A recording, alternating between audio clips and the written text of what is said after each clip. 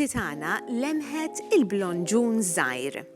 L-asafar huma normalment apprezzati għal kapaċità tagħhom fejn jidħol it-titjir, iżda ċertu speċi huma wkoll kapaċissimi fl-hawn. Il-blonġun żgħir huwa wieħed minn dawn l-ispeċi li jżuru pajjiżna b'xi ftit jażlu illi jibqgħu magħna għal xhur sħaħ. Ġieli wkoll bejjed f'pajjiżna ġewwa riserva naturali tas-Simar, iżda sfortunatament dan mhux b'mod regolari. Rari tarah barra mill-ilma u m'għaliex kien sinjal ta' periklu jisparixxi taħt wiċċ l-ilma biex wara ammont konsiderevoli ta' ħin imbagħad jerġa' jitfaċċa ġieli distanza ġmiela l bogħod minn fejn tkun rajtu l-aħħar. Għandu nifs twil, Karlo. Ma kelli nifs twil jiena ta' Jiena qatt ma kelli. Inħobb nodos imma qatt ma kelli nifs twil biżżejjed. Mela, il-ħajtana nbidel kompletament, Ruben. Fi ftit ħin jiġifieri, mistieden, waqfa ta' riklami u sibni hekk. Għana kollox ftit minuti nagħmlu. Ġmiel, ma jiġifieri l-ambjent tibdlu malajr kemm jista' jkun u żgħid żewġ tipi ta' stensis jew iktar. Iktar x'qed nara Fil-verità użajt tlieta. Sewwa. Bażikament inti minn stensil tista' tieħu biċċiet. M'hemm bżonn tieħu l-istensil kollha. Eżatt. U kif inhu qiegħed imqassam b'mod li jekk jiena noqgħod fin-nofs ħaniġi mdawwar bil-stencils. Isek qiegħed ġoġnien. Hekk jisniena vera. Mela, jiena li bdejt ninnota Ruben li kif qed tagħmel issa kont qed tagħti daqqiet biex toħroġ qisu ċertu sfumaturi, ġifieri l-stencil id-disin mhuwiex disin sħiħ imma huwa disin mitluf. Ovvjament l-istensil bħal kol ħaġa oħra. Għal min iħobba li tiġi biċċa skura u għal min iħobba x-xejdjata fejn u ċar fejn u skura. Mitlufa. Mitlufa ġifieri daw huma literalment gosti ta' dak li jkun qed ikun jagħmel ħajja. Jien hekk toġobni. Anke jien hekk toġobni, ġifieri bħala stensil toġobni ħafna hekk. Imma daw qed ngħidu daw huma gosti ġifieri. Eżatt, huma gosti u fil-fatt qed nara kif wasalt hawnhekk bdejt stati bil-pinsel biex ittellef it-tarf. Eżatt, biex aħna ovvjament ma nagħmluhiex ovvjax da qisu, aħna dal-ħajt qisu kien hemm xi darba l-istensil, ovvjament imbagħad provajna nisbgħu provajna nirranġawhom u ma ftak irranġajhom fattejnihom u wastiltek. Qed tifhem ġifieri tittaħloq dak l-effett li xi ħaġa antika. Eżatt, u jiena qed nara wkoll kif daħħalt stencil pereżempju dil-biċċa li hawnhekk hawn tlieta stencils differenti, ġifieri il-mod kif ħdimt. Għadhom mela l-ewwel kellek l-istencil il-kbira. U mbagħad ħdimt stencil parti minnha u mbagħad ħriġt id-disin ieħor li stil aħna ngħidulu mandala, stil Marokkin. Dan huwa stil Marokkin, ġifieri anke it-tip ta' stencils li użajna hawnhekk huma stencils li huma użaw ħafna. U nimmaġina li hemm infinità ta' disegni li tista'. Stencils hemm ħafna, hemm antiki, hemm moderni, hemm min kollox. Ġifieri wieħed ħajsib żgur il-gosti tiegħu ta' xi jixtieq jagħmel ma naqtawx qalbna. U ġieli tmur tara mbagħad u tajtara, di toġobni naqra iktar minn di, pereżempju, isek tispira daqsxejn ruħek. Jiena meta jiġri li hekk. Din toġobni iktar minn dik, noħdom it-tnejn. U tipprova tagħmalhom. Ħafna nies jagħmlu bħalek. X'nieħu dik jew dik? Qed noħdom it-tnejn. Inti tmur id-dar, aħjar ħadd dik. Veru, u dawn it-tnejn partikolarment huma qishom stili differenti, ma xorta daħlu sbieħ flimkien. U meta kont qed tisfuma Ruben, biż-żeba stess jew inkella bl-ilma biss? Biż-żeba ta' taħt. Biż-żeba ta' taħt terġa' tagħmel ftit mal-pinsell mhux hekk? U ovvjament tuża brush li huwa appost tal-blending biex ovvjament inti U kif ikun dal-brush tal-blending? Hekk wiesa. Alright, le minn wiesa jkun se jkun żgħir. Imma dak tista' brush. U ovvjament inti literalment qed tgħaddi minn fuq il-materjal u inti sfuma fejn tinti. F'dak il-każ l-iswed għax inti użajt l-iswed biex użajt l-ispray għalih. L-iswed kien nixef qabel ma tajt id-daqqiet? Ejwa.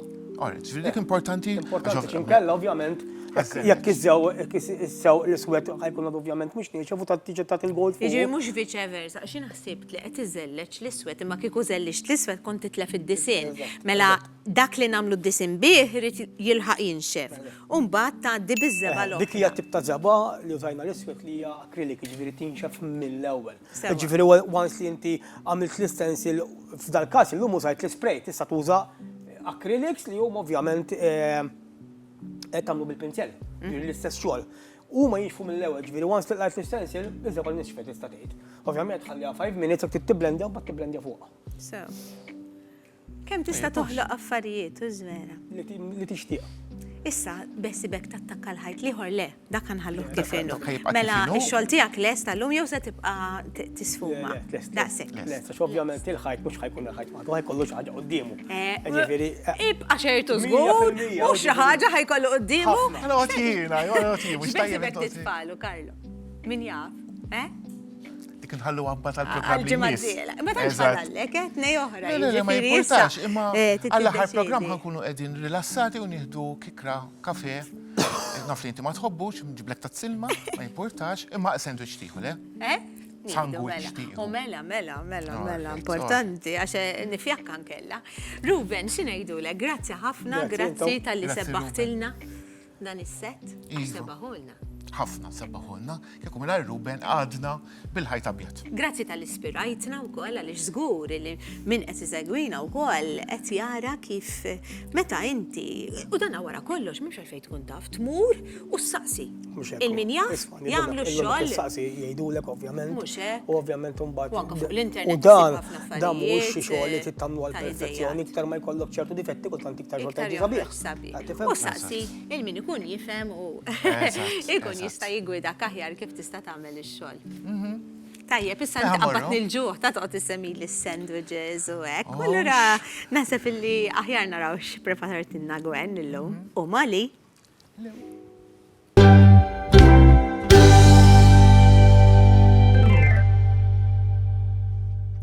Din tal-lum min jaf kemm armejna minnhom.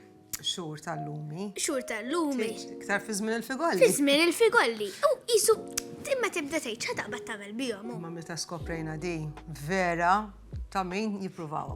Eżatt, riċetta sempliċi ma tieħu l-ħin tagħha fil-verità. Imma mbagħad wertit li tippruvaw. Eħe. U tajjeb li ngħidu li tista' mhux tagħmilha bil-lumi biss, imma jistgħu jagħmluha kemm bil-lumi, l-arinċ, lime. Any citrus fruits biex niftehmu. Illum ġibnihom lesti għax jieħdu Ekku. kif tajjeb inti jieħdu naqra ħin, però ħanispjegawlhom x'għamilna. Eżatt. Ħalli fidejk?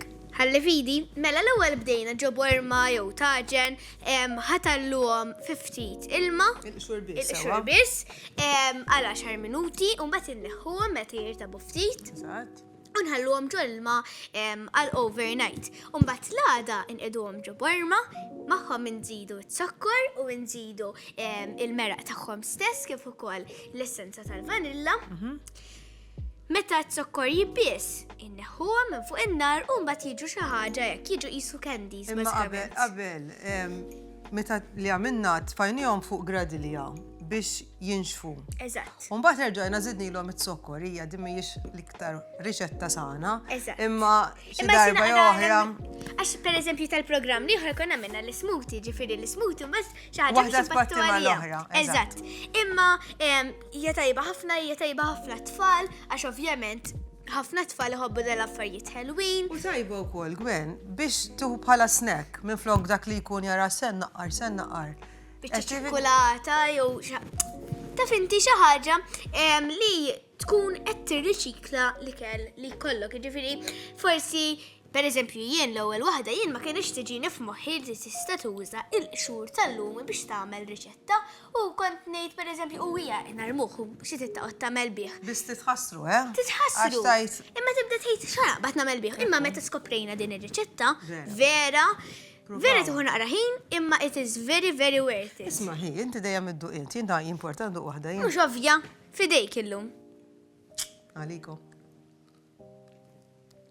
Tajba, vera tajbin. Għandhom dik il-ċertu ħlewwa, għax ovvjament għandhom Għandhom ħafna it-sokkar. zokkor. Imma mbagħad għandhom il-sourness Tal-lumi. dik Imma il-naqra dik ovvjament qarsa. skont li ma jużaw, ġifiri jekk jużaw forsi lumi jkun iktar qares, jekk jużaw lajm ikun iktar qares, jekk jużaw l-arinċ ikun naqra li inqas qares, ġifiri dak jiddependi skont il-gossi tat-telespettaturi. Problema waħda ħajkonna daw. Għax ħanibqgħu niżlin bihom. Biex nifqu nekluhom. Aħjar tagħmlu ftit milli tagħmlu ħafna għax tibdew tindunaw kif bdew niżlin u ma id-dieta, Tfakkarniex.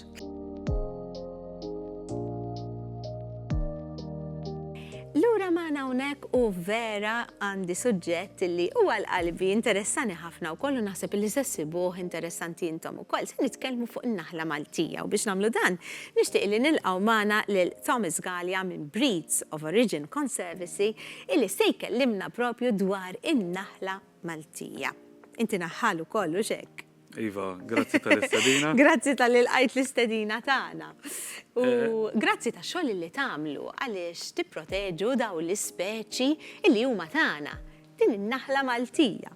X'inhi n-naħla Maltija? Għaliex tgħidula hekk? Iva, mela n-naħla Maltija jew kif inhu magħruf aħjar bħala Apis mellifera rutneri hija sottospeċi tal-naħla tal-għasel, Apis mellifera, u taħdin l-ispeċi sissa ġew deskritti madwar 50 sottospeċi. 16 minnhom kienu jinstabu fil-Mediterran u Malta nistgħu ngħidu li aħna x-xurtjati li għandna waħda minn dawn sottospeċi. Li hija tagħna biss. Eżatt, hija endemika, jiġifieri tinstab fil-Gżejjer Maltin biss. Issa, din naħla Maltija ġiet minn dejjem konna nafu li għandna naħla differenti. Imma ġiet deskritta l-ewwel darba fin-1997 u mbagħad ma' żmien saru iktar studji fejn dejjem ikkonfermaw il-preżenza tan-naħla Maltija.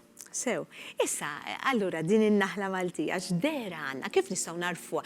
Lila biss għandna Malta jew għandna speċi oħra? Mela, Malta insibu sottospeċi diversi, nistgħu nsejħulhom anke bħala breeds, biss li jagħmel differenti n-naħla Maltija hija nistgħu naqsmu f'żewġ gruppi għandek il-karatteristiċi li huma il-morfoloġija ġifieri kif tidher li hija pjuttost żgħira meta kkumparata ma' naħal ieħor u hija tal-hemm sewdieni.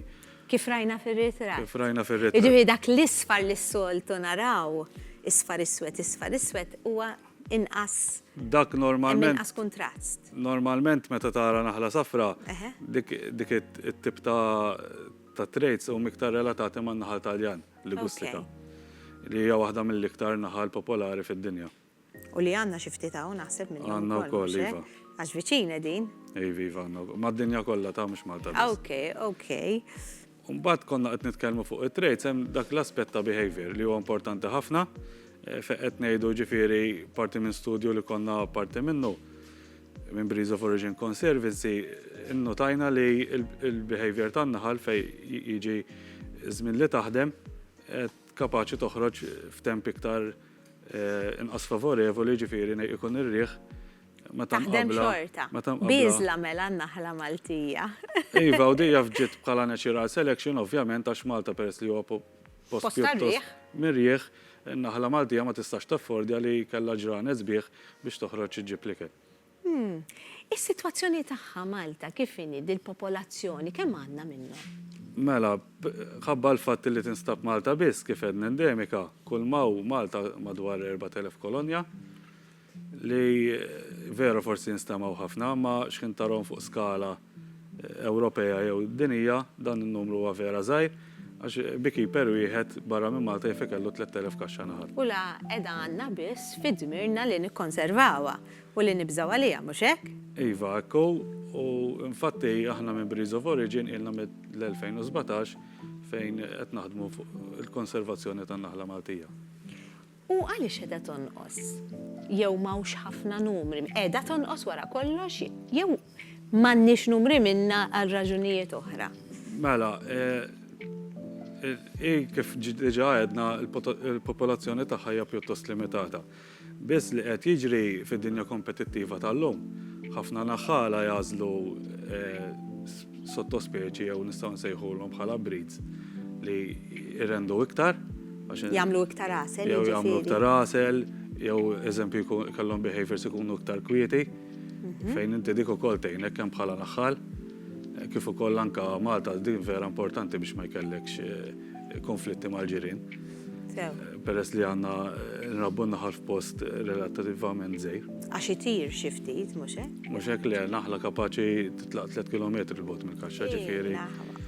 U titlaq biex tfittex? Biex tfittex il-fjuri ġifieri. Mhux hekk, fil-fatt din narawha hemmhekk xi tkun qed tagħmel bħalissa n-naħla.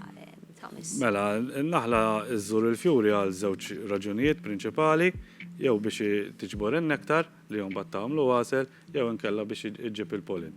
It-trab tad-dakra li dak huwa source of protein nistgħu ngħidulu hekk għal-naħal. U jgħin ħafna l-pjanti wkoll biex jagħmlu riproduzzjoni tagħhom. Eżatt, u n-naħla bla ma taf waqt li tkun qed tiġbor in-nektar, il-pollin li jeħel magħha minn fuq il-fjura, tkun qed iġġorru għal fuq fjura oħra u bekk Ekku. qed tagħmel Ir-riproduzzjoni tal-pjanti il-pollination, eżatt. ukoll għax in-natura taħdem mod sabiħ. Mek rajna kaxxa bin-naħal, u xek. Tilar dak frame. Tilar? Li jkun ġol kaxxa. Frame tal-asel qabel ma jkun istiġillat. Sew. Jiġifieri in-naħla lil natina l-asel.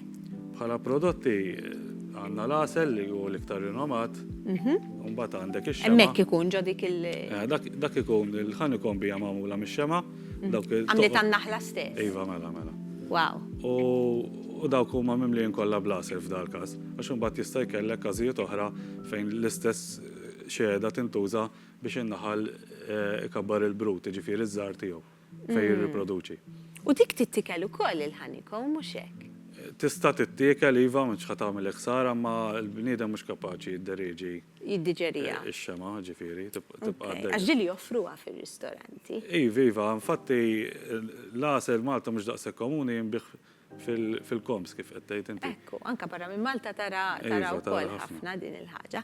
U allura dawk huma l-kaxxi fejn jżommu dawk il-frames, u x'naħseb? Iva, eżatt, dawk huma kaxxi tan-naħal u kif qedlek qabel sa mill-2017 l-NGO tagħna qed taħdem fuq il-konservazzjoni tan-naħla Maltija u permezz ta' breeding program.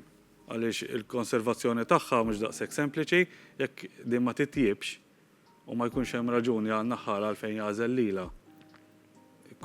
Meta mqabbel ma naħal naħla ieħor, oħra. dak li jkun in-naħla Maltija qatt ma tista' tkun fully protetta ġifieri biex. Per eżempju, jekk ma tagħtix ħasel biżejjed daqs naħla oħra jiġi, ma tipproduċix. Eżatt. Aħna l-kunċett tagħna huwa conservation by utilization.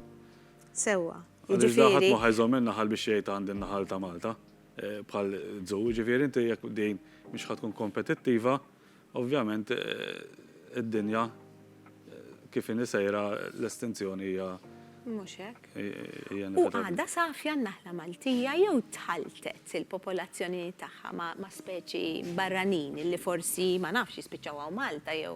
Sfortunatament il-popolazzjoni li għandna bħalissa hija mħalta ħafna u hemmhekk iktar jidħol l-urġenza ta' breeding program fejn inti tittelimina l-element li mhuwiex ta' ġenetika li mhuwiex Malti u dejjem tażel l-iktar puri. Dawn mhumiex studji faċli naħseb. Le, u żgur li le, u aħna naħdmu ma' diversi ġifieri esperti fuq skala dinija, għaliex kif qed tgħid inti tkun taf x'qed tagħmel. Inkella ma jirnexxielek. Kemm huwa xogħol siewi li jsir u ħafna nies qas ikunu konxi jien waħda minnhom li m'iniex konxja kemm tittieħu xogħol biex propju tipprova żomm din ir-razza pura.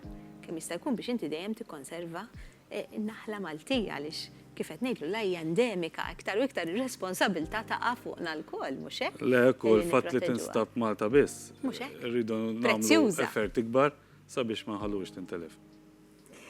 Għaliex hawn daqshekk nuqqas tagħha barra l-limiti tan-numru għandha xi affarijiet oħra li qegħdin pereżempju naf li daħal issa l-Hornet ukoll. Iva. Il-bal ta' Zużanu xek. Dak jagħmli l-ħsara lin-naħla Iva, Maltija. l-Hornet huwa karnivoru ġifieri jiekol insetti oħrajn. U meta jkunu f'numri kbar, il-Hornets ġifieri letteralment kapaċi joqtlu kaxxa naħal. Ġifieri daw jintefgħu quddiem minn fejn l-Inglet ngħidu aħna minn fejn toħroġ in-naħla, minn fejn joħroġ in-naħal u kull waħda li toħroġ jispiċċaw jaqbduha. Mbagħad kien tiddajjef il-kolonja jidħlu ġol kaxxa u jieħdu over ġifieri joqtlu l-kolonja. U mhux is-sena l-oħra, ma tantx kellna, ma ta' qabel. Kenna ħafna x'kienu qed jinsabu anke Kienu fl-ambjenti ħafna urbani. U ntilfu numru kbir ta' kolonji sfortunatament. X'ħasra. U dan huwa detriment kemm għan-naħla ġifieri għax nitilfu iktar milli għandna bħala ġenetika, kif ukoll għan-naħħal għax dawn huma spejjeż kbar. U kull naħla tagħmel għasel partikolari, jiġifieri l-għasel ta' Malta huwa għasel partikolari differenti minn għasel tal-Italja, pereżempju. Viva, ma dik iktar mir-razza iktar marbuta ma' l-erja. Ġifieri li It-tip jiġri ta' fjuri skont li- it-tip ta' fjuri li jkunu jikbru f'dik l-erja, in-naħal ħajproduċi għasel differenti. Infatti Malta għalkemm żgħar għandna 3 nistgħu ngħidu 4 fejn għandek ta' rebbija li normalment jinqata fir-rebbija, jew kif inhu magħruf tas-silla. Mbagħad għandek tas-satar, l-iktar wieħed famuż ngħidu hekk li dak inqata' f'Lulju. U mbagħad għandek tal-eukaliptus u tal-ħarrub. Dawk huma fil-ħarifa.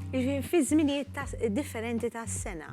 Eżatt. Però huma dawn iż-żminijiet li semmejt li viċin xulxin fl-istess ħin minn rebbija sa Lulju m'hemmx ħafna ħin, xorta jkun inbidel it-tip ta' għasel. Viva, nistgħu ngħidu li f'Mejju normalment jinxef kollox, jiġifieri il-Malti flora, ħafna minn ħaxix li għaw jkun miet. U f'ġunju jiftaħ is-satar. U fi żmien li jiftaħ is-satar. Ġifieri dawn il-honeycombs jitbatlu ħalli jerġa' jiġi. Normalment il-beekeeper jieħu l-għasel, jerġa' jpoġġi t-tilari lura n-naħar jerġa' jimli. Jiġifieri proċess maġġel mhux ħażin ukoll. Ovvjament mhux kull sena jittieħdu dawn it-tliet staġuni kif qed ngħid għax dawn huma suġġettivi ħafna għat-temp. Mhux hekk, mhux hekk. Sempliċement is-satar jekk kull ma jiftaħ xahar, is-xahar ta' Ġunju, jekk tagħmel sempliċement irxixa waħda, il-fjura titħassar u l-istaġun barra. Jiġifieri x-xita wkoll hija prekarja ħafna, tipo meta ħadd tagħmel ix-xita. Aħna nagħtu ngergru għax għandna parti u ħassarunna, imma fil-verità. Iva, naħħal jitlef kollox dak il-każ. Ara kemm xogħol. Ħafna nies jibżgħu minna. In-naħla, għandna l-fejn nibżgħu. Ifhimni. Jekk ma tgħix fastidju mhux se tiffastidjak. Ħaġa li jista' jiġri jekk tkun allerġiku, għax jekk taqla xewka tkun allerġiku huwa minn waħda. Imma jekk ma tgħix fastidju mhux se tik ix-xewka. Le, mhux daqshekk, ta' ġifieri iktar naħseb jien wieħed għandu joqgħod attent mill-hornets milli min-naħar. In-naħla nibżgħu għaliha għax wara kollox l-għasel. Ħafna minnhom jgħidulu gold money. U xi ħaġa prezzjuża li tina n-naħla huwa tajjeb ħafna l saħħitna. L-għasel kif qed tgħid inti huwa għandu element ta' saħħa. Għax huwa anka fl-antik kien jintuża ħafna minn kien ikellu l-martu. U fil-fatt jgħidu li tajjeb tieħu l-għasel ta' pajjiżek għax ikun ġej mill-istess trapp tad-Dakar. Biex tolli l-immune system. Eżatt. U apparti minn hekk in-naħal iktar mill-għasel u mill-prodotti li jipproduċi qed jagħti servizz ta' pollinazzjoni, ġifieri ħafna mill-pjanti kemm dawk li jkabru l-bdiewa kif ukoll li huma fis-salvaġġ jiddependu mid-dakra tan-naħal biex ikunu jistgħu jitkattu. U semmejt l-għasel li jiġi mis-satar u s-satar ukoll kienet pjanta li kienet qed tiġi abbużata u fil-fatt hija protetta legalment. Jiġifieri ara daqsxejn kif il-katina tan-natura timxi flimkien. Jinqeret is-satar ma joħroġ l-għasel mingħand in-naħla, n-naħla ma ssibx tiekol, tinqeret in-naħla. Jiġifieri kemm importanti li kollox jiġi salvagwardjat flimkien. Thomas, grazzi ħafna, kienet interessanti ferm, grazzi tal-li qsamt dan l-arfin espert magħna. Għana ħanofru lek rigal żgħir, sapuna żgħira li hija magħmula minn prodotti naturali fosthom l-għasel fil-verità, ġejja mill-Palestina u hija prodotta kummerċ ġust grazzi għall-EcoShop tal-Lub Djakonija Parroċċi. Grazzi ħafna Thomas, grazzi tal-ħin tiegħek. Aħna se nifqu għal ftit momenti osra ta' riklami, jibqgħu magħna għall-aħħar parti.